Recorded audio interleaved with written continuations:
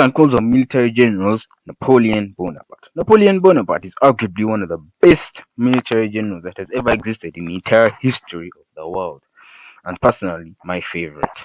Napoleon had so many feats which made him one of the biggest historical figures to ever exist.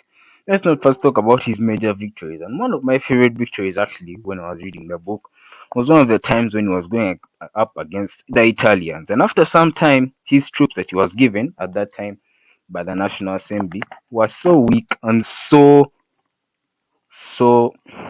feeble that there was no way that they could have won that fight. And basically, he told them that he was going to lead them to victory. Those guys had basically no weapons, no food, no clothes, and they were going up against an Italian army who were more than them, mind you. But thanks to his military strategy of wearing down the enemy through quick attacks, which allowed him to wear down the enemy, he smashed into Italy, defeated them, took their paintings, and took them back to France, the Louvre Museum, where they are to this day. Not to mention, he had multiple European countries after him. If that doesn't speak aura, I don't know what does. Britain, Russia, Austria, Sweden, Spain, Portugal, Italy, Germany, and the rest, all of them in four coalitions against him, and he defeated all of them. The fifth coalition obviously will lead to his downfall, but four times they came up against him and they did not succeed taking down this man, Napoleon.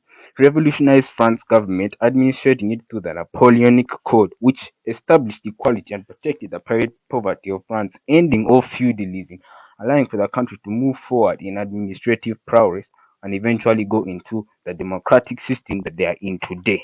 But unfortunately, his downfall had to come. The Russian campaign, where he gathered the hugest army ever at that time, just another feat by the way, marched into city of Moscow. But before then, the Russians had already seen and unfortunately scorched earth policy starved his soldiers to death, and eventually he had to go back defeated. And that began the spiral leading to his downfall. The continental system, which failed to weaken the British economy like it was supposed to, in the end just led to smuggling, and eventually the British economy was hurt instead. There were too many countries to rule, and Napoleon was just one man. His dictatorship didn't really do anything well. All the constant wars were weakening France economically, and eventually he had to be exiled during his downfall.